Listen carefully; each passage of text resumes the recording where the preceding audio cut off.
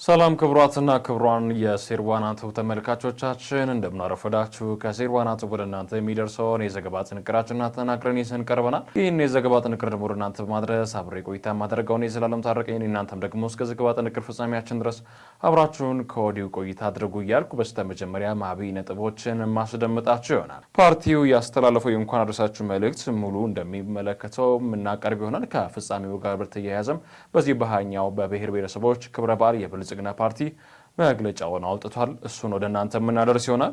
የጉራግኛ ቋንቋ በስርዓተ ትምህርት ውስጥ እስከ 8ኛ ክፍል ለማካተት እየሰራ መሆኑ ተብራርቷል።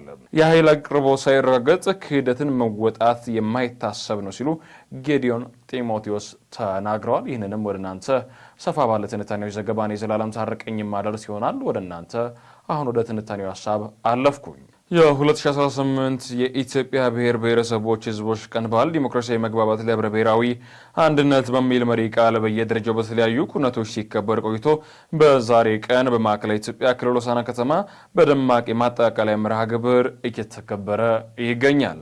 የዘንድሮ የኢትዮጵያ ብሔር ብሔረሰቦች ህዝቦች ቀን በዓል ከህዳር 01 ጀምሮ ለተከታታይ አንድ ወር በሙሉ ክልሎችም ከተማ አስተዳደሮች በደማቅ ሁኔታ እንዲከበር ተደርጓል ሲል ገልጸዋል። ይህም እውነተኛ ህብረ ብሔራዊ አንድነትና ፌዴራላዊ ስርዓት ለመገንባት የተያዘው ቁርጠኝነት ማሳያ ነው።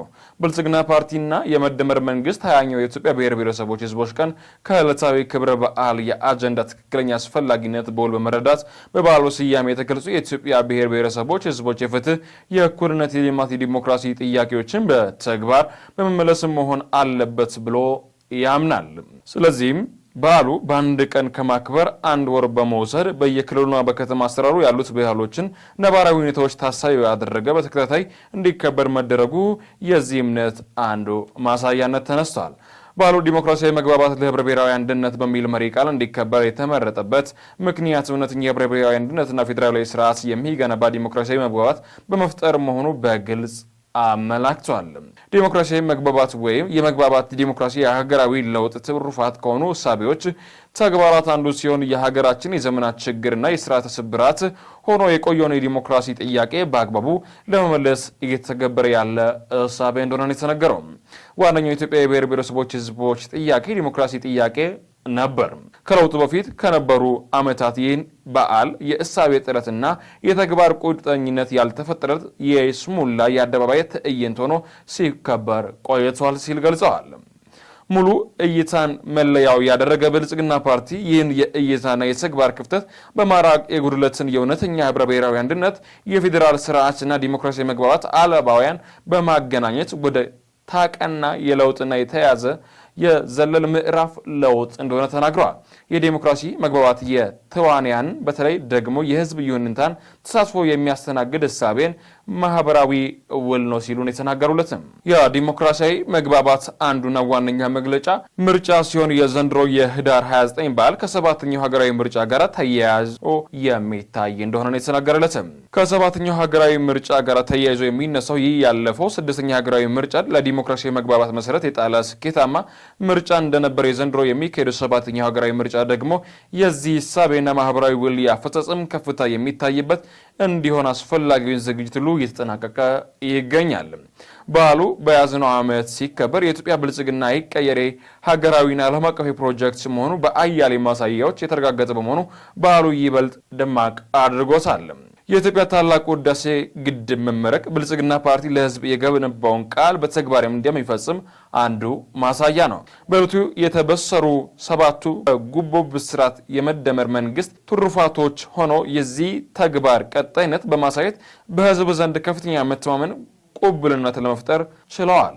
ይህ በመፍጠን መፍጠርና ዘላይ የታጀበ አስደናቂ የልማት አርበኝነት የባህር በር አጀንዳ ላይ ለመድገም ስንቅ በመሆን ከግድብ ወደ ባህሩ የሚል ህዝባዊ መፈክር ከታሪካችንና ከማንነታችን አላግባብ የተወሰደብንን የባህር በር ጥያቄ በሰላምና ህጋዊ መንገድ ለማስመለስ እንደ ህዝብና እንደ ሀገር ሆነን እየሰራንበት እንገኛለን ብሏል።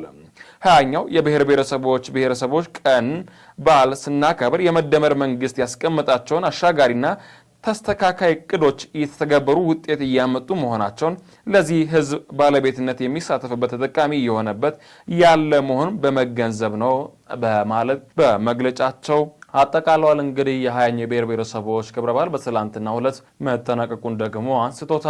በዛሬው ዕለት ደግሞ ከከተማይቱ ስንብት እየተደረገላቸው ይገኛል። የጉራግኛ ቋንቋ በስርዓተ ትምህርት ውስጥ እስከ 8ኛ ክፍል ለማካተት እየተሰራ ነው ተብሏል። የጉራግኛ ቋንቋ ለማሳደግ በትምህርት ስርዓቱ ውስጥ የማካተት ስራ ተጠናክሮ መቀጠሉ የተገለጸ ሲሆን በ2017 የዘመን ትምህርት በሙከራ ደረጃ የነበረው የሁለተኛ ክፍል የጉራግኛ ትምህርት ወደ ሙሉ ትግበራ መገባቱን የጉራጌ ዞን ትምህርት መመሪያ አስታውቋል። በዞኑ ጉራግኛ ቋንቋ በ2017 ዓ.ም የስራ የሚዲያና የትምህርት ቋንቋ እንዲሆን በምክር ቤት መወሰኑን ተከትሎ ቋንቋን ይበልጥ ለማሳደግ በቋንቋ ከማውራት ባለፈ በስርዓተ ትምህርት ውስጥ የማካተት ሂደት በዘንድሮ ዓመት በ3ኛ ክፍል በ18 ትምህርት ቤቶች በሙከራ ደረጃ እንደሚሰጥ የዞኑ ትምህርት መምሪያ ኃላፊ አቶ መብራቴ ወልደ ማርያም ለብስራት ሬዲዮ ተናግረዋል።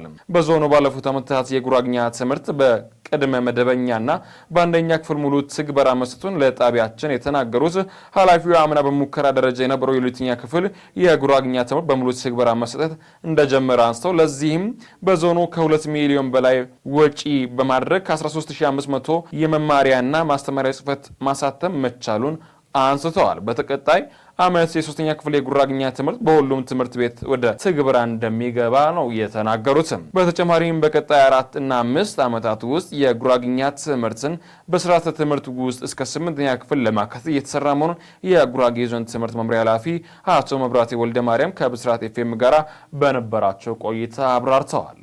የኃይል አቅርቦት ሳይረጋገጥ ከድህነት መውጣት የማይታሰብ ነው ሲሉ ጌዲዮን ጢሞቴዎስ አብራሩ። የኢትዮጵያ የኒኩሌር ኃይል ልማት መርሃ ግብር ማስጀመሪያና የኢትዮጵያ የኒኩሌር ኃይል ኮሚሽን ስራ ማስጀመሪያ የምክክር መድረክ በማካሄድ ላይ ይገኛል። በመርሃ ግብሩ ላይ የውጭ ጉዳይ ሚኒስተር ጌዲዮን ጢሞቴዎስ የኢትዮጵያ በፍጥነት እያደገ ያለ ኢኮኖሚ የህዝብ ብዛት ያላት ሀገር በመሆኗ ለሚያስፈልጋት አስተማማኝና ዘላቂ የኃይል አቅርቦት የኒኩሌር ኃይል ፕሮግራም ተግባራዊ ማድረጓን አንስተው የኃይል አቅርቦት ሳይረጋገጥ ከድህነት መውጣት የማይታሰብ ነው ያሉት ሚኒስተሩ የኢትዮጵያ የኒኩሌር ኃይል ፕሮግራም ድህነት ሌሎች የዓለም አቀፍ የአቶሚክ ኤነርጂ ህግን የሚከተል ይሆናል ነው ያሉት። የኢትዮጵያ የኒኩሌር ኃይል ኮሚሽን ኮሚሽነር አቶ ሰንዶኮን በበኩላቸው የኢትዮጵያ የኒኩሌር ኃይል ፕሮግራም መጀመርና የኮሚሽኑ ወደ ስራ መግባት ኢትዮጵያ ቴክኖሎጂን ለመከተል የወሰደችውን ጠንካራ ውሳኔ ማሳያ እንደሆነ አብራርተው ፕሮግራሙ የኤሌክትሪክ ኃይል ከማመንጨት ባሻገር በጤና አጠባበቅ፣ በግብርና፣ በኢንዱስትሪና በምርመራ ዘርፎች በመዋለ የኢትዮጵያን ህይወት ለማሻሻል ያለመ መርሃ ግብር እንደሆነ ነው የተናገሩለት። በመርሃ ግብሩ ላይ ከተነሱ ሀሳቦች መካከልም የውጭ ጉዳይ ሚኒስትር ጌዲዮን ጢሞቴዎስ፣ የኢትዮጵያ የኒኩሌር ኃይል ኮሚሽን ኮሚሽነር አቶ ሰንዶኮን ደበበ፣ የዓለም አቀፍ አቶሚክ ኤነርጂ ኤጀንሲ ምክትል ዋና ዳይሬክተር ሚካኤል ቾዶኮቭ እና ሌሎች ባለድርሻ አካላት መገኘታቸውን መንግስታዊ መገናኛ ብዙሃን ዘግበውታል። ከሀገራችን ባህልና ስነ ምግባር ያፈነገጠ አስነዋሪ አለባበስ ለብሰው በአደባባይና በቴሌቪዥን በቀጥታ ስርጭት ላይ የታዩ ተጠርጣሪዎች ላይ እርምጃ መወሰዱ ተነገረ።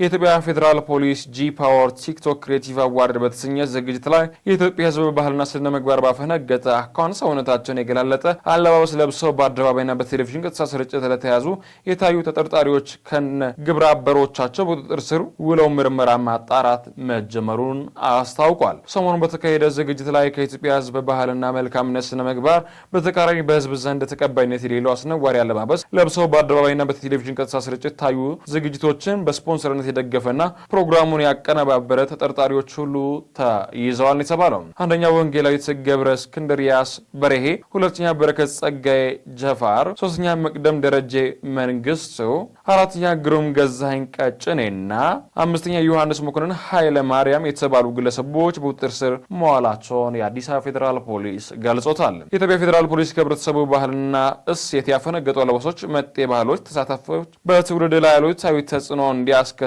ተጠርጣሪዎች ላይ የህግ ተጠያቂነት ለማረጋገጥ የጀመርነውን ምርመራ አጠናክረን እንቀጥላለን በማለት ተናግሮታልም። በመጨረሻ ዘገባችን ላይ የምናነሳው የ2018-2025 ግብር ዓመት በየ3 ወሩ የሚከፈል ቅድመ ግብር የጊዜ ሰሌዳ ይፋ ተደርጓል። በገቢ ግብር አዋጅ ማሻሻያ መስፈርት ከተያዘው የግብር ዓመት በፊት በነበረው ከግብር ዓመት የተከፈለውን ግብር 25 በመቶ እንደሚከፍል መደንገጉ ይታወሳልም። የማሻሻያ አዋጁ መሰረት ገቢዎች ሚኒስቴር የ2018-2026 ግብር ዓመታዊ ትርፍ ግብር በየሩብ ዓመቱ በየ3 ወሩ በማሳወቅ የሚከፈልበት የጊዜ ሰሌዳ አሳውቋል። በእነዚህ መሰረት በኢትዮጵያ ቀመር ለሚጠቀሙ ሐሳቦች ሰኔ 30 ለሚዘጉ ግብር ከፋዮች የመጀመሪያ ሩብ ዓመት የመክፈያ ጊዜ ከየካቲት 1 እስከ የካቲት 30 ከሐምሌ መስከረም እስከ 30 የተቀነሰው 3% ግድማ ግብር በዚህ ወር ከሚከፈለው ክፍያ ላይ ተቀናሽ ይደረጋል። የሁለተኛ ሩብ ዓመት የመክፈያ ጊዜ ከግንቦት እስከ ግንቦት 30 ከጥቅምት 1 እስከ ታህሳስ 30 የተቀነሰ 3% ቅድመ ግብር በዚህ ወር ከሚከፈሉ ክፍያ ላይ ተቀናሽ ይደረጋል በማለት አንስቶታል። ክቡራትና ክቡራን የሴርዋና ዩቲዩብ ተመልካቾቻችን የዛሬ ዘገባችን ይህን ይመስል ነበር። ይህን ዘገባ ደግሞ ወደ እናንተ ማድረስ አብሬ ቆይታ ያደረግኩት እኔ ዘላለም ታረቀኝ ነበርኩ። ሰናይ ቀን እያልኩ በዚህ ተሰናበትኳችሁ።